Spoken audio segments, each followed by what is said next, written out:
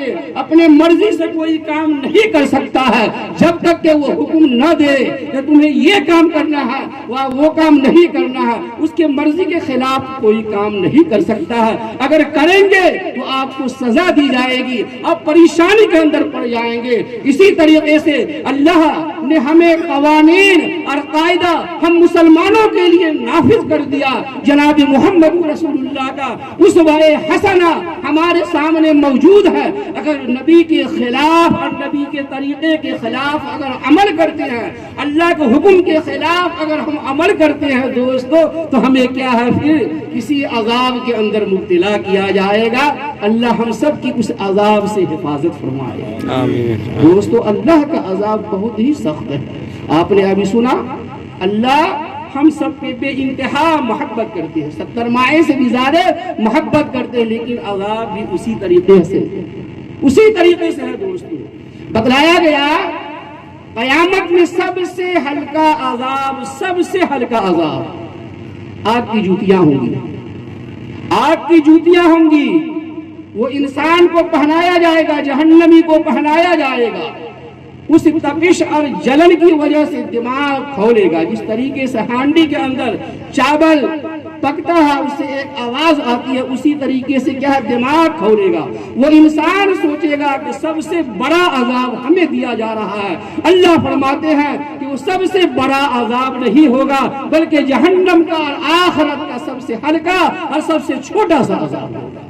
اللہ ہم سب کی حفاظت فرمائے۔ دوستو یہ ایمان کا تقاضا ہے، اس لیے اللہ کے نبی جناب محمد رسول اللہ صلی اللہ علیہ وسلم نے ہمیں یہ کیا پیغام دیا۔ میں یہ عرض کر رہا تھا جناب محمد رسول اللہ صلی اللہ علیہ وسلم اپنی چہیتی لاڈلی کا نکاح حضرت دیتے ہیں، اور پھر کیا ہے عشاء کے بعد آپ کہتے ہیں کہ جاؤ انہیں پہنچا دو، میں عشاء کی نماز پڑھ کر کے کیا آؤں گا۔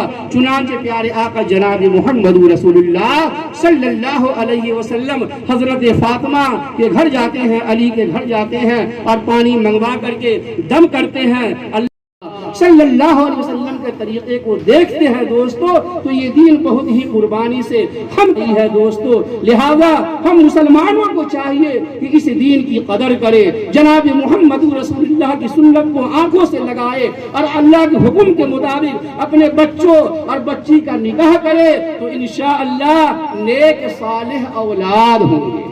کیا ہوں گے؟ نیک صالح اولاد ہوں گے۔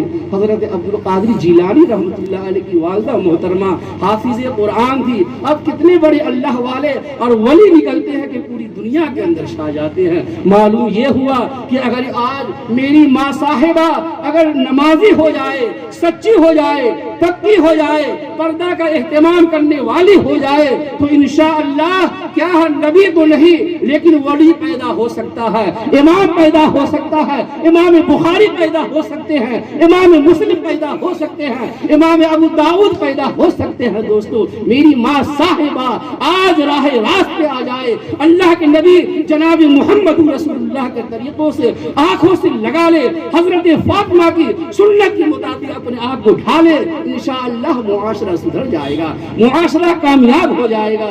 ضرورت اس بات کی ہے دوستو، آج ہم مسلمان کچلے جا رہے ہیں، پریشان کیے جا رہے ہیں دوستو۔ آخر ماجرا کیا ہے؟ اس لیے دوستو کہ ہم نے صراط مستقیم والی زندگی کو چھوڑ دیا، اللہ کے حکم کو توڑ دیا، جناب محمد رسول اللہ کو طریقے کو چھوڑ دیا دوستو۔ اس لیے آج پریشانی کے اندر ہم آپ پڑ گئے ہیں۔ آپ کو میں ایک واقعہ سناؤں، حضرت فاطمہ رضی اللہ تعالی عنہ اور حضرت علی رضی اللہ تعالی عنہ کے متعلق۔ آج ہم آپ کیا ہیں شوہر کو، بہت ساری ماں اور بہنیں ایسی ہیں جو شوہر کی بات کو کیا ہے انکار کر دیتی ہیں اور انہیں کیا ہے ایسی ہی ہلکے میں لے کر کے اپنی منمانی زندگی کر رہی ہیں۔ آپ اس کو یاد کیجئے، حضرت فاطمہ رضی اللہ تعالی عنہ اور حضرت علی رضی اللہ تعالی عنہ کو مابین کچھ باتیں ہو جاتی ہیں، کیا کچھ گفتگو کے درمیان کچھ باتیں ایسی نکل جاتی ہیں، حضرت علی رضی اللہ تعالی عنہ ناراض ہو جاتے ہیں، فاطمہ کیا ہے پریشان ہو جاتی ہیں، بے چین ہو جاتی ہیں، علی کو کیا ہے منا رہی ہیں۔ آپ کی خوشامد کو دیکھ کر کے حضرت علی علی رضی اللہ تعالی عنہ مسکرا دیتے ہیں قوامون علی النساء، یہ مرد کیا ہے تمہارے لیے ہر چیز کو کیا پورے کرتے ہیں، ہر حکم کو کیا تمہارے لیے آنکھوں پہ بچھا دیتے ہیں، لہذا تمہاری یہ سردار ہیں، ان کی مرضی کے مطابق اپنے عمل کرنا، ان کے مرضی کے خلاف کوئی عمل نہ کرنا۔ اس لیے کہ ایک واقعہ یہ بھی آپ نے سنا ہوگا کہ اللہ کے نبی جناب محمد رسول اللہ نے فرمایا اگر ماں بہنیں 4 کام کرے تو جنت کے 8 دروازے ہیں، جس سے چاہے وہ داخل ہو جائے۔ یہ ہے کہ 5 وقت کی نماز پابندی سے پڑھ لیں، لیکن یہ نہیں ہوگا دوستو۔ آج ہم آپ نماز کے اندر پیچھے ہیں دوستو۔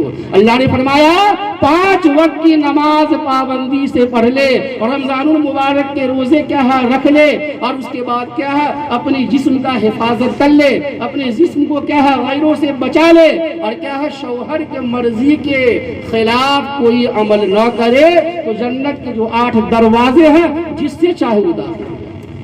یہ مرتبہ ہے دوستو۔ لیکن دوستو سوچنے اور سمجھنے کی بات ہے، صرف تقریریں ہوتی ہیں، مجالسیں ہوتی ہیں، کیا ہم مسجدوں کے اندر امام صاحب اچھی سے اچھی تقریریں کرتے رہتے ہیں، لیکن دوستو بات اسی تک وہیں تک آ جاتی ہے، جب تک سنتے ہیں تب تک تو یہ لگتا ہے کہ اب کیا سارے لوگ کیا انشاءاللہ عمل کریں گے، لیکن جیسے ہی مجلس سے اٹھتے ہیں شیطان کا غلبہ ہو جاتا ہے۔ دوستو ایسا نہیں ہونا چاہیے، ہم کم سے کم تنہائی کے اندر سوچے کہ اللہ کی ذات جو اللہ سارے جہان کا مالک ہمیں پیدا کیا ہے، ہر ایک چیز پہ کیا ہے ان کا حکومت ہے دوستو، وہ چاہیں گے جیسے چاہیں گے ہم سے حساب لیں گے، پھر ہم کیا کیسے حساب دیں گے۔ انسان سوچ لے تو انشاءاللہ بہت حد تک کیا ہے معاشرے کے اندر کیا ہے بدلاؤ آ سکتا ہے دوستو، اور ہم اور آپ کیا ہے انشاءاللہ اگر اس کے اندر اتر جائے گے انشاءاللہ ہر کام اللہ کے نبی کے طریقے کے مطابق کریں گے، اللہ کے حکم کے مطابق کریں گے، ہمارا کھانا پینا سونا بیٹھنا جو ہمارے نبی نے کیا انشاءاللہ ہم بھی اسی طریقے سے کریں گے، نکاح اپنے بچوں یا بچی کا اسی طریقے سے کریں گے، تو انشاءاللہ کیا ہے دل کے اندر ضرور کیا ہے اللہ ہمیں یہ جگہ دیں گے اور ہمیں یہ توفیق دیں گے کہ انشاءاللہ ہم نبی والا بن جائیں گے، نبی والا بن جائیں گے دوستو۔ اور سب سے بڑی بات یہ ہے کہ انسان جب اچھا کام کرتا ہے تو غلط کام اب اس کے بعد کرنے میں شرمندگی ہوتی ہے۔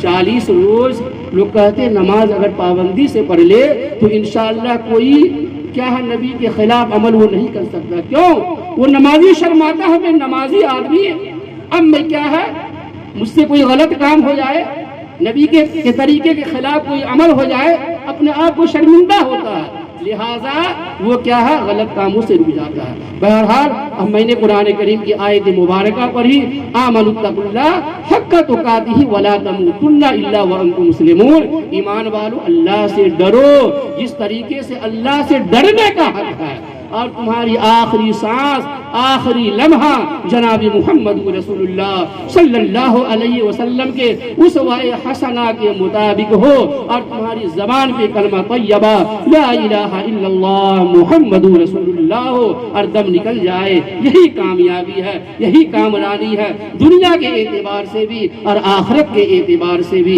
اللہ رب العزت سے دعا ہے کہ اللہ رب العزت ہم تمام مسلمانوں کو تا حیات جناب محمد رسول اللہ صلی اللہ علیہ وسلم کی نورانی طریقے پہ چلنے کی توفیق عطا فرمائے، اور اللہ کے حکم کے مطابق ہم سبوں کو اپنے بچے اور بچی کو نکاح کرنے کی اللہ ہمیں توفیق عطا فرمائے، آمین۔ وآخر دعوانا ان الحمدللہ رب العالمین۔ Please subscribe, like and share. Thanks.